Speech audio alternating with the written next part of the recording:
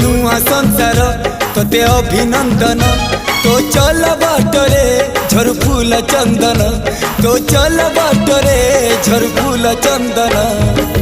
समयर चक्का भौरी घुरे घुरे फुले कांदनालो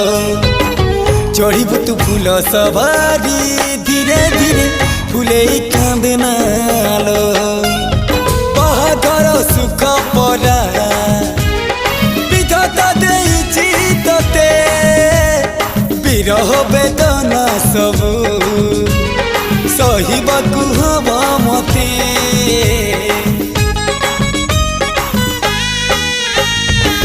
सिंथी तो रहेला सिंदूरी धारे धारे फुले कांदनालो चढ़ीबु तू फूल सवारी धीरे धीरे फुले कांदना।